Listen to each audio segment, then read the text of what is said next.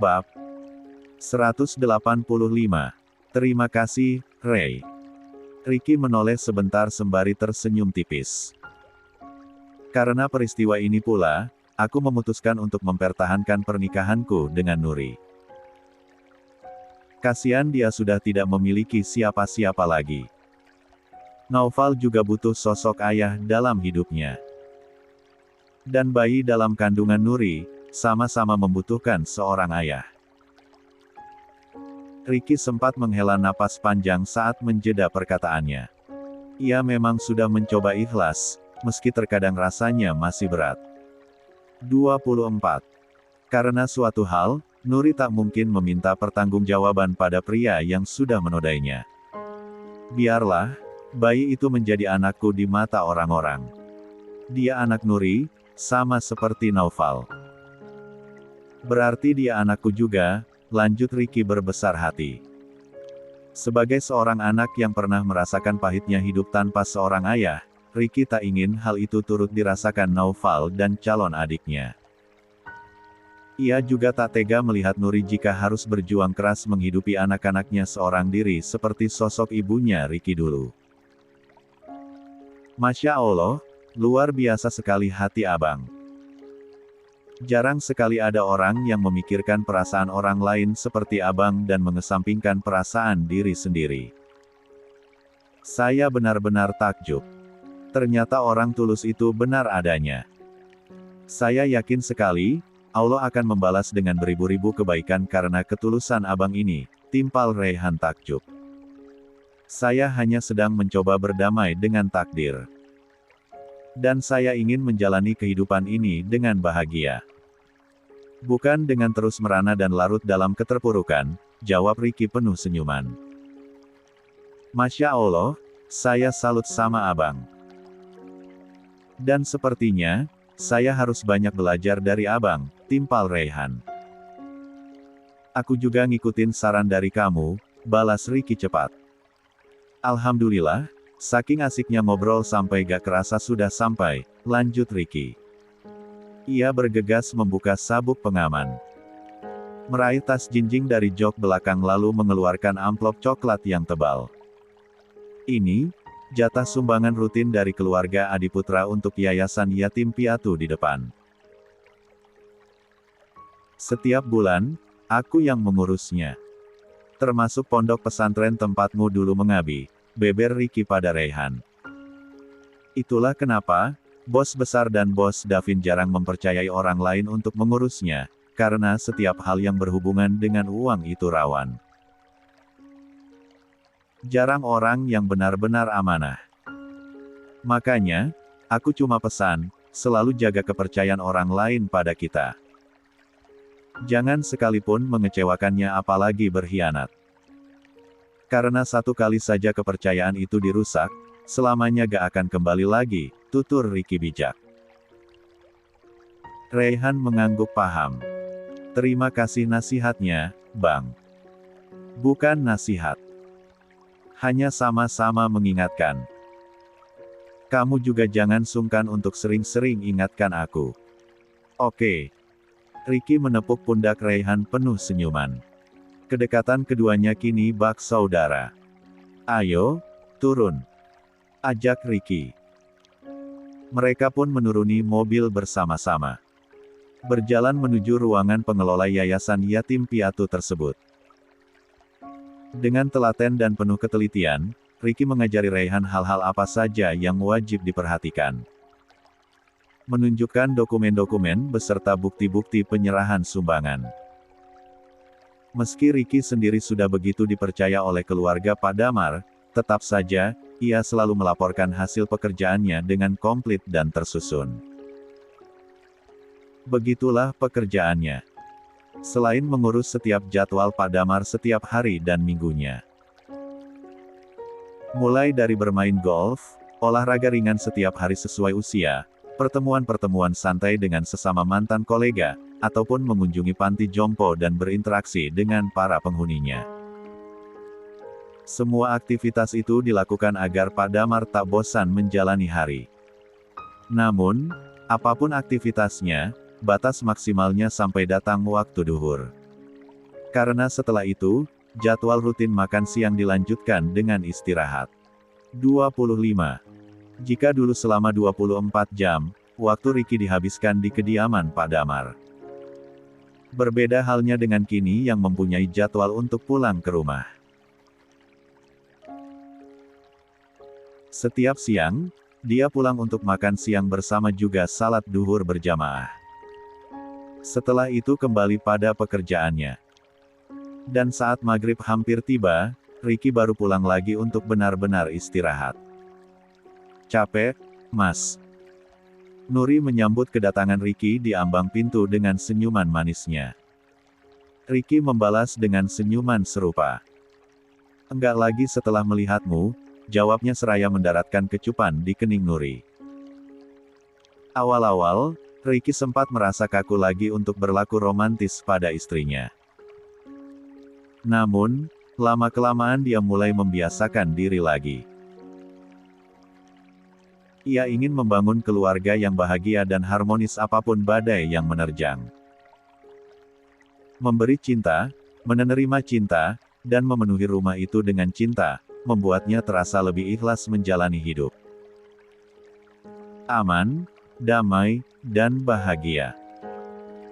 Ketimbang terus mempermasalahkan hal yang tak bisa ia ubah. Naufal, lagi apa, nak? Ricky menghampiri Naufal yang sedang tengkurap sembari asik mewarnai gambar. Lagi gambar. Kan Naufal sebentar lagi sekolah. Jadi kata ibu, Naufal harus mulai belajar, jawab Naufal seraya memilah-milah pensil warna. Masya Allah, pintar anak ayah. Belajar yang rajin, ya. Biar nanti jadi anak yang sukses dan bisa bahagiakan ibu. Ricky mengusap lembut pucuk kepala Naufal. Kok ibu doang? Ayah juga dong. Naufal kan anak ayah sama ibu, protes Naufal dengan kepala menoleh. Hati Ricky menghangat mendengarnya.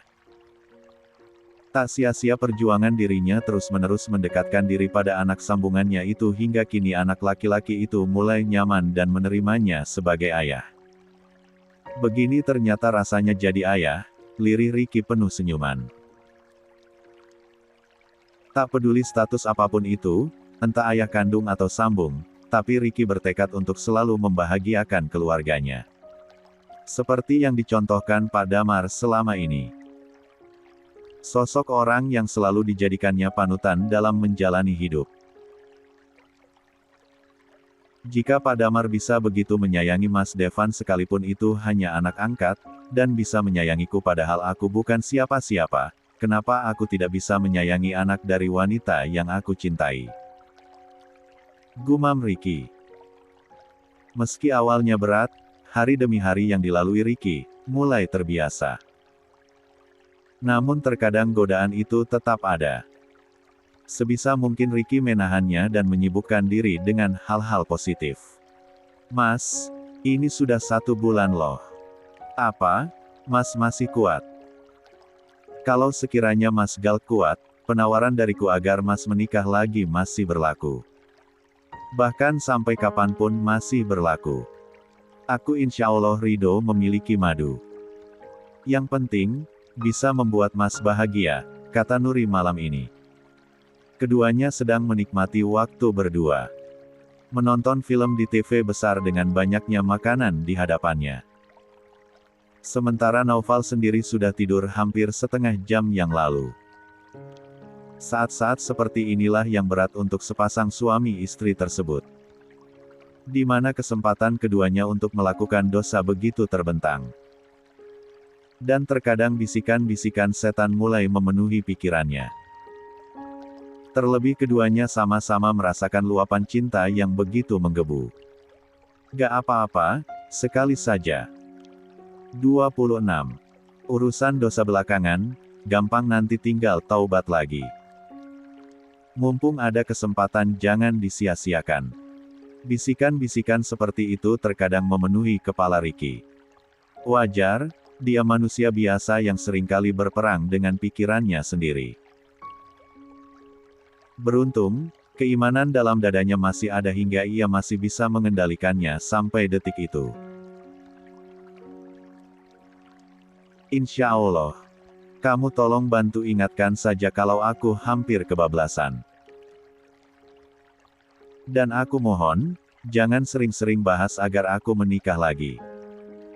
Keimanan aku belum setinggi itu sampai-sampai bisa bertanggung jawab atas 2 istri sekaligus. Karena menikah itu tanggung jawabnya berat. Bukan hanya masalah nafkah batin. Tapi mencakup banyak hal, jawab Ricky tegas. Nuri mengangguk paham. Maaf. Aku cuma takut, kondisi ini terlalu menyiksa buat Mas, sahut Nuri menunduk sedih. Aku akan lebih tersiksa saat melihatmu terluka, balas Ricky dengan memelankan suaranya. Sudah ya, jangan bahas itu mulu. Lebih baik, kita sama-sama saling menguatkan dalam situasi dan kondisi apapun, lanjut Ricky seraya merangkul pundak Nuri. Mengambil kepala istrinya itu untuk bersandar di dadanya. Nuri tersenyum dengan penuh kehangatan. Dia merasa hidupnya begitu beruntung dipertemukan dengan lelaki sebaik dan setulus Ricky. Tangannya semakin erat melingkar di perut sang suami, menandakan rasa syukurnya juga kian besar. Malam ini, Ayu sedikit kesulitan untuk memejamkan mata. Meski sudah lebih dari 1 jam lamanya berada di pembaringan, tapi ia belum menemukan posisi tidur yang nyaman. Perut yang sudah sangat menonjol, pinggang yang terasa panas, dan kandung kemih yang sering terasa penuh membuat ia yang hampir tertidur lagi-lagi harus terbangun. Dia menuruni pembaringan pelan-pelan. Lalu berjalan hati-hati menuju kamar mandi sembari memegangi pinggulnya yang panas dan pegal. Membuang air seni yang lebih cepat penuh daripada biasanya. Setelah selesai, Ayu kembali ke kamar. Merangsek naik ke atas tempat tidur. Tentu saja hal itu membuat Davin terbangun karena merasakan adanya pergerakan. Sayang, kenapa? Tanya Davin menyipitkan matanya yang masih terasa berat. Gak apa-apa, Mas. Abis dari kamar mandi, jawab Ayu. Ia bersiap kembali membaringkan tubuh lalu menyamping. Susah tidur? Iya. Sini, aku usap-usap. Davin beringsut mendekat, lalu mengusap-usap lembut punggung sang istri. Sesekali memijitnya pelan. Usapan lembut dari tangan suaminya itu benar-benar membuat Ayu merasa tenang dan nyaman. Meski ia begitu menikmatinya, tapi saat melihat jam dinding, ia merasa kasihan karena ternyata malam hampir larut. Tidurlah, Mas. Sudah mau jam 12. Aku juga mau tidur, kata Ayu diikuti menguap kecil. Baiklah. Tapi kamu juga tidur, ya? Balas Davin. Ia memeluk sang istri lalu mengelus sejenak perut yang sudah begitu membesar. Tidur? Ya, nak. Kasihan mamamu, lanjutnya. 27. Karena rasa kantuk yang begitu mendera, Davin tak kesusahan untuk kembali berlayar ke alam mimpi. Pun Ayu yang berusaha menajamkan matanya hingga tak lama kemudian ia juga tertidur. Jarum jam terus berputar. Melewati angka demi angka hingga malam hampir habis. Ayu pun kembali terbangun di penghujung malam karena kandung kemih yang kembali penuh. Ia membuka mata. Menatap jam yang jarumnya ada di angka 3 lebih. Menyingkap selimut lalu turun dari tempat tidur. Berjalan ke kamar mandi untuk membuang air seninya. Setelah selesai, Ayu merasa perutnya mulai mulas hingga ia sempat menggigit bibir bawahnya pelan-pelan saat merasakan sensasi sakitnya. Ya Allah, apa ini sudah waktunya? Atau cuma kontraksi palsu seperti yang sudah-sudah? Gumamnya bertanya-tanya. Sebelum kembali melanjutkan tidurnya, Ayu sempat duduk di sofa lalu minum air setengah gelas. Membasahi tenggorokannya yang terasa kering. Setelah itu, barulah ia kembali ke pembaringan. Baru saja akan kembali merebah, Ayu merasakan mules tadi kembali lagi. Jantungnya pun mulai berdebar, menebak-nebak jika hari itu mungkin memang sudah saatnya pertemuan dengan bayi yang selama 9 bulan ini dikandungnya. Ayu memilih untuk tak jadi melanjutkan tidurnya. Dia kembali memasuki kamar mandi dan mengambil air wudhu. Setelahnya mendirikan salat tahajud dan berdoa meminta kemudahan serta kelancaran jika memang waktu melahirkan hampir tiba. Benar saja, saat sedang berdiri dengan khusyuk, sensasi mulas itu datang lagi. Hingga semakin meyakinkan dirinya sendiri bahwa waktunya memang sudah tiba. Bahkan saat mengakhiri doanya yang panjang dan penuh kesungguhan, mulas itu lagi dan lagi dirasakannya. Kamu sudah ingin melihat dunia ini ya, nak? Bantu mama, ya, nak. Kita sama-sama berjuang, lirih Ayu seraya mengusap perutnya sendiri. Ayu melepas mukena. Sambil menunggu waktu subuh datang, ia berjalan-jalan kecil di dalam kamarnya agar pembukaan cepat bertambah. Ia teringat nasihat dokter kandungannya, jika sudah mulai merasakan kontraksi, lebih baik dibawa jalan-jalan untuk mempercepat proses persalinan. Aktivis itu tentu saja membuat Davin yang semula sedang terlelap pun terbangun. Matanya memicing melihat Ayu yang mondar-mandir seraya menyangga pinggulnya dengan tangan. Sayang, lagi apa? Ini baru jam 3:30 loh. Bukan waktunya jalan pagi, tanya Davin sambil mengucek mata. Lagi jalan-jalan kecil, Mas. Perutku sudah mulai mulas, jawab Ayu apa adanya. Mendengar hal itu, Davin langsung terperanjat bangun. Matanya yang semula masih lengket mendadak segar. Kamu mau melahirkan, sayang? Tanya Davin sambil mendekat. Sepertinya. Soalnya mulasnya terus berulang. Jawab Ayu. Ayo kita ke RS, timpal Davin buru-buru. Ia berbalik lalu menurunkan tas berisi barang-barang yang sudah disiapkan jauh-jauh hari. Mas, tenang. Ayu berujar melihat tingkah sang suami yang nampak panik dan tergesa-gesa. Suaminya, 28. Itu bahkan kini sedang berganti baju padahal belum cuci muka sama sekali. Tenang, Mas. Santai. Melahirkan itu bukan yang sekali mulas langsung keluar. Lupa ya perkataan dokter waktu itu. Jarak dari mulas itu bisa berjam-jam menuju kelahiran. Jadi sekarang Mas tenang dulu, lanjut Ayu mengingatkan. Davin menghela napas panjang lalu mengembuskannya perlahan untuk menetralkan degup jantungnya. Wajar, ini kali pertama dia akan jadi seorang ayah, hingga begitu antusias dan penuh semangat. Meski tetap terselip ketakutan dan kekhawatiran tentang sang istri dan calon bayinya nanti. 29. Mulas yang dirasakan Ayu masih sesekali dan belum terlalu sering. Meski demikian, saat rasa itu datang, cukup membuatnya meringis dan menghentikan langkah kakinya untuk berpegangan kuat pada sandaran sofa. Sakit banget, ya? Davin bertanya cemas. Tak ada yang bisa ia lakukan kecuali mengelus lembut pucuk kepala Ayu dan menyeka bulir keringat yang mulai muncul di kening. Lumayan, Mas. Ayu menjawab pelan. Setelah sakitnya hilang, Ayu kembali meneruskan langkah kecilnya. Suara orang mengaji dari masjid terdekat mulai terdengar nyaring. Menandakan waktu subuh tak akan lama lagi.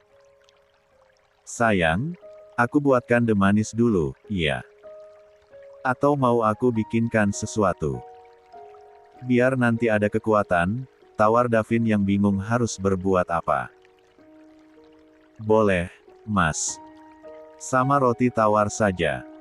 Takutnya nanti gak kuat lagi buat makan.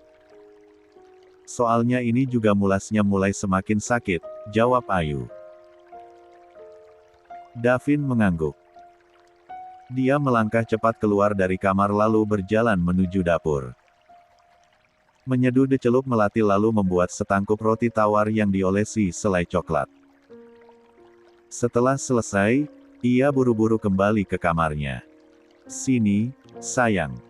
Duduk dulu," kata Davin sembari meletakkan nampan berisi dedan roti.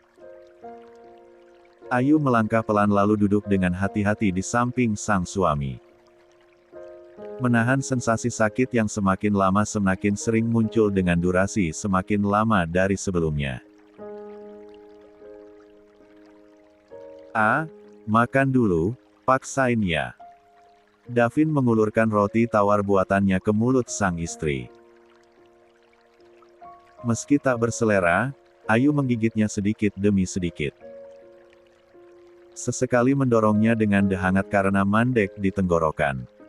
Begitu terus sampai akhirnya setangkup roti itu telah berpindah ke perutnya. Berbarengan dengan itu, azan subuh pun berkumandang. Dan ucapan hamdalah langsung terucap dari mulut sepasang suami istri tersebut. "Aku mau salat berjamaah, Mas," kata Ayu. Ia paham, setelah melahirkan, ia akan libur cukup lama untuk bisa merasakan salat berjamaah lagi dengan sang suami. Hingga masa nifasnya nanti habis. "Ayo, sayang. Aku antar wudhu dulu," balas Davin sambil menuntun tangan Ayu menuju kamar mandi. Keduanya pun mengambil air wudhu bergantian lalu mendirikan salat subuh berjamaah. Setelahnya, mereka sama-sama berdoa untuk proses kelahiran yang semakin dekat. Set. Ayu kembali meringis. Merasakan sensasi sakit yang semakin menguat dari waktu ke waktu. "Berangkat ke RS sekarang ya, sayang. Kalau sudah ada di sana sudah tenang.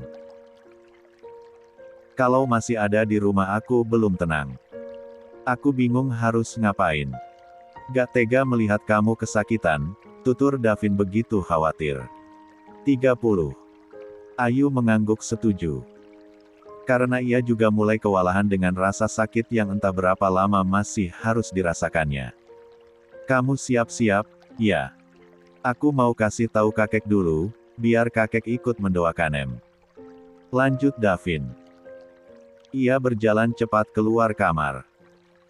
Menuju kamar Pak Damar dan langsung mengetuk pintunya. Kakek," seru Davin. "Kenapa, Vin? Pagi-pagi sekali sudah panggil-panggil kakek." Pak Damar muncul di ambang pintu lengkap dengan sarung dan baju koko yang masih melekat. Pun kacamata baca yang selalu lelaki sepuh itu gunakan untuk membaca Al-Quran. "Davin mau ke RS, Kek. Ayu mau melahirkan," timpal Davin langsung ke inti. "Masya Allah cucuku." Mata Pak Damar langsung berkaca-kaca. "Di mana istrimu sekarang?" lanjutnya sembari celingukan. "Lagi siap-siap di kamar, Kek. Davin mau minta doa dari kakek biar dimudahkan segalanya. Istri dan anak Davin selamat," jawab Davin. "Tentu saja. Kakek pasti akan mendoakan cucu dan cicit kakek. Tapi kakek mau ikut. Kakek mau mendampingi cucu kakek lahiran," timpal Pak Damar. "Untuk sementara kakek di rumah saja dulu. Karena lahirannya belum tentu jam berapa. Davin juga khawatir kalau kakek akan tegang nanti. Jadi kakek tunggu saja, ya. Nanti Davin kasih kabar kalau sekiranya waktu lahiran tiba," pinta Davin. Ia khawatir pada kondisi sang kakek yang memiliki riwayat penyakit jantung. "Baiklah. Tapi kamu janji harus sering-sering kasih kabar," balas Pak Damar tegas. "Siap, Kek." "Sudah? Ya, Davin berangkat sekarang." Davin buru-buru berbalik lalu berlari kecil menuju kamarnya. Menghampiri Ayu yang sudah berganti baju dan masih sempat memoles wajahnya tipis-tipis. "Masya Allah, yang mau lahiran masih saja terlihat cantik," puji Davin sembari mendekat. "Buat nutupin wajah yang pucat doang, Mas," jawab Ayu. Pasti anak kita nanti pas lahir langsung terkesima pada mamanya yang cantik, seloroh Davin. Cek, Mas ini ada-ada saja. Ayu berdecak pelan lalu kembali meringis sambil memejamkan matanya. Ayo, sayang, langsung berangkat. Ajak Davin. Sebelah tangannya meraih tas berisi perlengkapan bayi dan ibunya, sementara sebelah lagi menuntun tangan Ayu. Masya Allah, Tuan, Mbak Ayu mau lahiran. Tanya Umi Aminah saat melihat Davin dan Ayu keluar kamar. Mendengar itu, Mbok Sumi yang sudah sembuh pun langsung menghampiri. Ia pun menanyakan hal yang sama. Iya, Umi, Mbok. Mohon doanya, ya. Pinta Davin. Sementara Ayu sendiri hanya tersenyum tipis karena rasa sakitnya sudah semakin menjadi.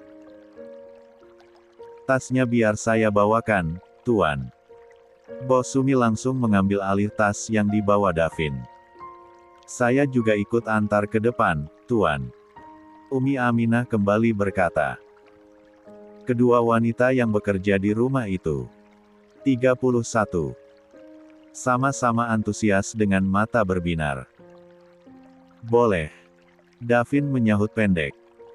Dia kembali membantu Ayu berjalan menuju depan. Tapi tepat di depan kamar Pak Damar, sepasang suami istri itu kembali berhenti karena dicegat kakeknya itu. Masya Allah cucuku. Kuat ya, nak, sabar. Kakek doakan semoga diberi kemudahan dan kelancaran. Ibu dan bayinya sehat selamat. Pak Damar berujar haru. Tangannya mengelus pucuk kepala Ayu dengan lembut. Amin. Makasih, Kek, balas Ayu dengan hati menghangat. Sungguh ia merasa bahagia karena proses persalinannya ini didoakan banyak orang. Berangkatlah. Jangan lupa sering-sering kabari kakek. Timpal Pak Damar dengan mata berkaca-kaca. Perasaannya luar biasa bahagia. Bahkan tak bisa lagi ia gambarkan. Baik, Kek. Assalamualaikum. Davin meneruskan langkah hingga akhirnya sampai di depan. Ia bergegas membuka pintu mobil dan membantu Ayu untuk duduk di dalamnya.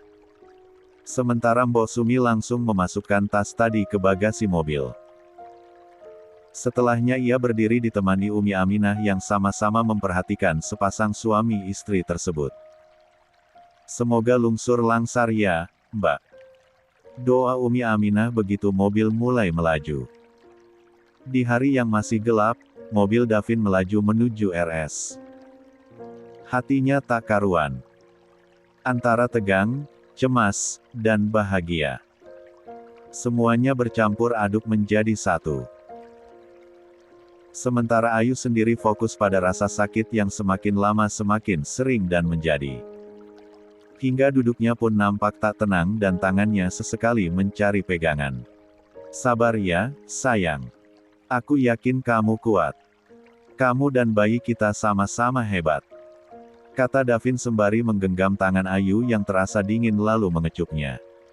Beruntung jalanan begitu lengang karena hari memang masih sangat pagi, hingga Davin bisa sampai di RS dengan lebih cepat. Istri saya mau melahirkan. Kata Davin pada petugas yang berjaga. Mari, diperiksa dulu. Timpal perawat yang membawa Ayu menuju ruangan dokter kandungan. Berbaring dulu ya, Mbak. Titah dokter tersebut setelah mengecek segala jejak rekam medis. Ayu mengangguk kecil. Dibantu Davin, ia menaiki ranjang lalu berbaring dengan posisi kedua kaki ditekuk. Dokter yang sudah siap dengan sarung tangan, memasukkan tangannya itu ke area bawah Ayu untuk mengecek pembukaan, membuat wanita yang baru pertama kali mengalami hal demikian meringis kesakitan. Pun dengan Davin yang langsung memalingkan wajah dengan perasaan ngilu. Melihat hal seperti itu saja, sudah membuat dia begitu kasihan melihat sang istri. Baru pembukaan 3.